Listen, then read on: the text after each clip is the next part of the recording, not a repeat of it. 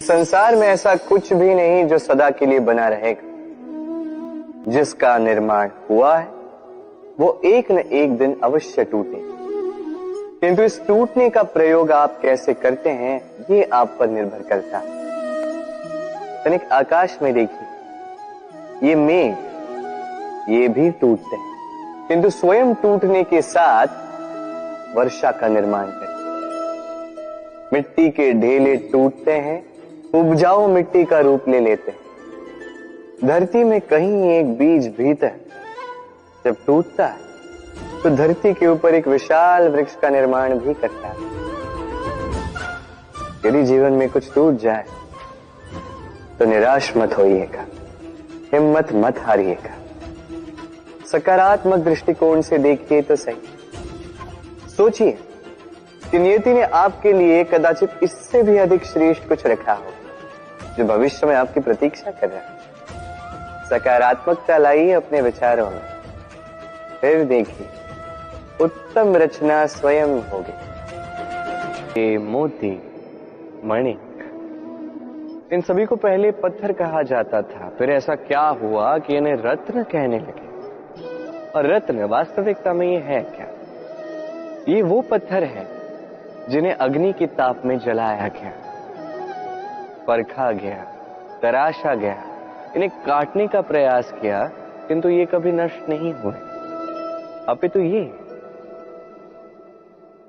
और निखर कर आए और चमकने लगे, इस संसार में और प्रकाश फैलाने लगे। इसीलिए ये इतने अमूल्य हैं, इसलिए इतने बहुमूल्य हैं, इसलिए रत्न हैं। अब हम मनुष्य, हमारे पास भी ये चयन है कि हम पत्थर बन के रह सकते हैं या रत्न बन सकते हैं। कैसे? हमारे जीवन में भी अनेक समस्याएं हैं, कठिनाइयां हैं, संकट है। अब इन कठिनाइयों के ताप में जलते हैं। ये समय हमें काटने का प्रयास करता है। कई सारे लोग, कई सारी परिस्थितियां हमें तोड़ने का प्रयास करती हैं, पर हमें नष्ट नहीं होना है। जैसे ये रत्न समस्याओं का सामना करके पत्थर से रत्न बना है, वैसे ही हमें भी हमारी समस्याओं का सामना करके रत्न बनना है। इस संसार में प्रकाश का स्रोत बनना है। ये वृक्ष देख रहे हैं आप, कितना हरा भरा, कितना सुंदर। इसकी शीतल छाया में सुख मिल जाता है। इसकी डालियों पर बैठे पंछी, इनकी वाणी सुनो तो थकान ही निकल जाती। किंतु क्या ये वृक्ष आरंभ से ऐसा ही था? क्या ये सदा ऐसा रहा?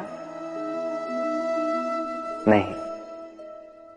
प्रति वर्ष पतझड़ के निर्मम प्रहार इस पर पड़ते हैं, इसके पत्तों को सुखाते हैं, गिराते हैं, किंतु फिर भी ये वृक्ष अटल खड़ा रहता है।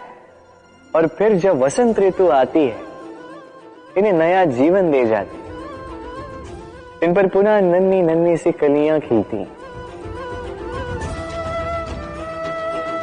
इसने पतझड़ का सामना किया, इसलिए आज ये हरा भरा है।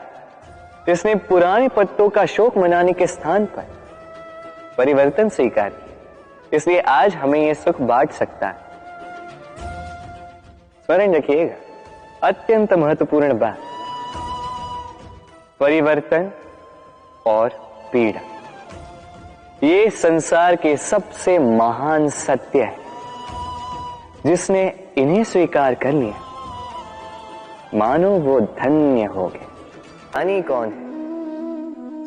वो जो वेदों का अर्थ समझता है, या वो जिसने जन्म और मृत्यु का रहस्य ज्ञात कर लिया, या वो जो 64 कलाओं में निपुण? नहीं, संसार में ज्ञानी वो जो केवल एक अंतर समझता है, अंतर मान लेने का और ठान लेने का।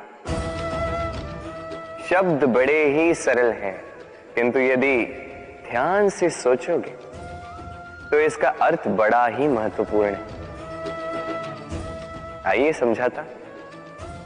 यदि मान लो तो हार, किंतु यदि ठान लो तो जीत।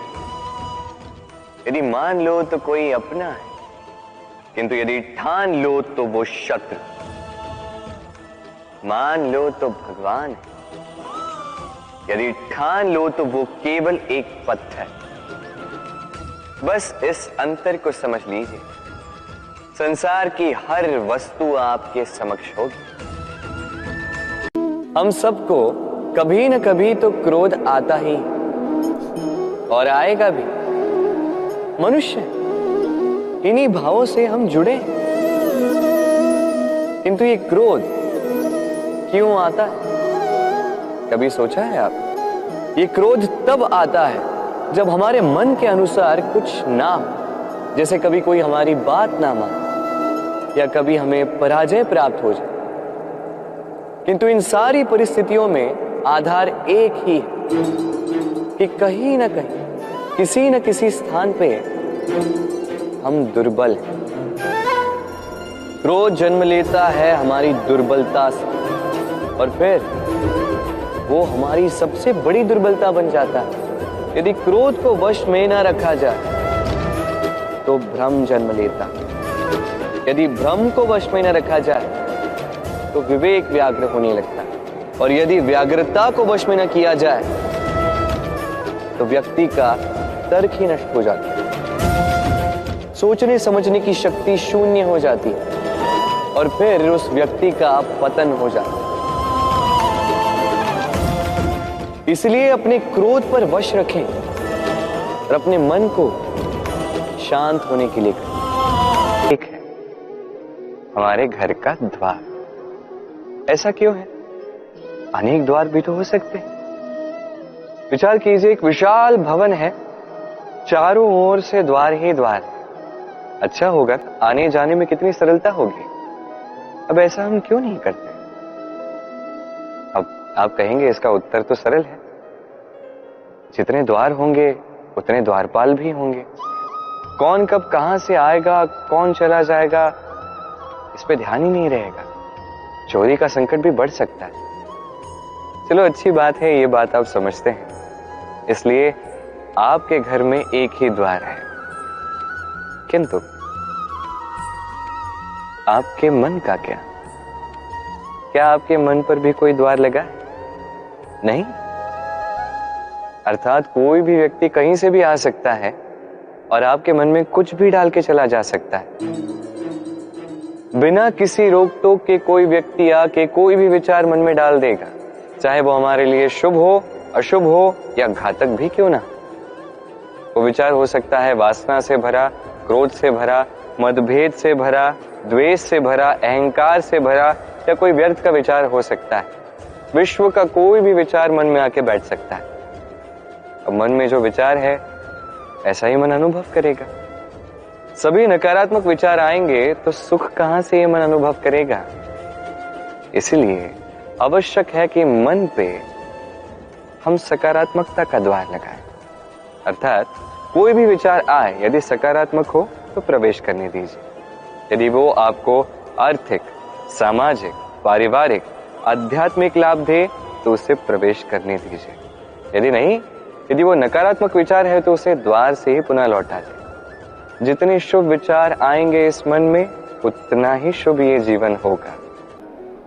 इस संसार में जो भी महान कर्म हुए हैं, ये मन की एकाग्रता का ही फल है। आपने कभी देखा होगा, अनेक छोटी बड़ी नदियां बहती हैं, इनके सामने एक बांध बनाया जाता है इन सब का संचय करने के लिए। बांध बन गया तो आवश्यकता के अनुसार या मन के अनुसार इसका उपयोग किया जा सकता है। अब ऐसा ही हमारे मन के साथ भी है। हमारे मन की एकाग्रता आज के समय में अनेक विकारों में, खेलों में, भोगों में बट चुकी है। इसे एकाग्र करना होगा, एक बांध बनाना होगा, कर्म का बांध। आपको करना केवल इतना है कि जो उचित कर्म है वही कीजिए, जो अनुचित कर्म है वो करने से स्वयं को रोकिए। बस यही कार्य आप करते जाइए, मन में एकाग्रता का बांध बन जाएगा। और एक बार ये बन गया तो अब जब चाहे, जहां चाहे, जितना चाहे एकाग्रता का उपयोग कर सकते हैं। और एक बार आप ये सीख गए तो इस संसार को बदलने वाले कार्य आप कर सकते हैं, इस समाज को सुधारने वाले कार्य आप कर सकते हैं। हम सभी के जीवन में कभी सुख भी आता है, कभी दुख भी आता है। हम सदैव सोचते हैं कि कैसे हमें सुख पाना है, कैसे हमें दुख से दूर रहना है, और इस जीवन में जो भी घटित होता है उसे हम सुख और दुख के मापदंडों पर ही तोलते हैं। अब इसमें छोटा सा अंतर है। पहले समझते हैं कि सुखी व्यक्ति कौन है। सुखी व्यक्ति वो है जो अपने जीवन में अपने कर्मों का आकलन करता है, उनका अनुसरण करता है, वो क्या कर रहा है वो समझता है, और यदि उसमें कोई दोष हो, कोई कमियां हो, तो उसे सुधारते हुए चला जाता है, इसलिए वो सुखी रहता है। वही दूसरा व्यक्ति जो दुखी है वो क्या करता है? वो स्वयं पर नहीं, दूसरों पर दृष्टि बनाए रखता है कि वो क्या कर रहे हैं, उनके कर्म क्या है। वो दूसरों की निंदा करता है, उनकी सफलता से ईर्ष्या का अनुभव करता है, क्रोधित होता है, उन्हें रोकने का प्रयास करता है, इसीलिए तो वो दुखी रहता है। इस संसार में कई सारे ऐसे व्यक्ति हैं जो इसलिए दुखी नहीं हैं क्योंकि उनके जीवन में दुख है, वो इसलिए दुखी हैं क्योंकि दूसरों के जीवन में अधिक सुख है। देखिए, अंततः आपको स्वयं के कर्मों पर ही ध्यान देना होगा, दूसरों के नहीं, क्योंकि आपके जीवन में आपके कर्म बस यही हैं जो आपके नियंत्रण में है। निरंतर प्रयास कीजिए, स्वयं के कर्मों को समझिए, सुधारिए। मोल है ये कितना सुंदर। अब सोचिए, यदि इस रत्न का उपयोग मैं करूं अखरोट तोड़ने के लिए तो क्या होगा? या सोचिए, इस रत्न के साथ मैं अपने मित्रों के साथ बैठ के खेलने लगता तो क्या होगा? आप तो हंसोगे मुझ पे, कहोगे कि इतना मूल्यवान रत्न है, इससे कई सारे दुखों को मिटा सकते हैं, इस मूल्यवान रत्न का मैं दुरुपयोग कर रहा हूं। इसलिए उचित है, मैं मानता हूं मूल्यवान वस्तुओं का दुरुपयोग करना अनुचित है, पर आप भी तो यही कर रहे हैं, नहीं? सोच कर देखिए, मनुष्य इस संसार का सर्वश्रेष्ठ प्राणी है और मनुष्य का शरीर सबसे मूल्यवान रत्न है। अब इसके साथ आप क्या कर रहे हैं? इसका दुरुपयोग नहीं कर रहे, ना आप स्वास्थ्य का ध्यान रखते हैं। आप अनुचित मार्ग पर चलते हैं केवल धन अर्जित करने के लिए, पाप कर्म करते हैं, क्या कुछ नहीं करते। ये दुरुपयोग नहीं? सोचकर देखिए कि हम इस मनुष्य शरीर के साथ क्या कर सकते हैं। यदि इसका सदुपयोग हम करें तो अथाह पुण्य अर्जित कर सकते हैं, जिससे ना केवल स्वयं को अपितु हमारे आसपास सभी को हम संतोष प्रदान कर सकते हैं। संकल्प लीजिए कि इस मनुष्य शरीर का मैं सदुपयोग करूंगा, पुण्य के मार्ग पे चलूंगा, सबके हित के लिए, सबकी प्रसन्नता के लिए ये कर्म कीजिए, इस मार्ग पे चलिए। ये मन संतोष के साथ कहेगा, राधे राधे।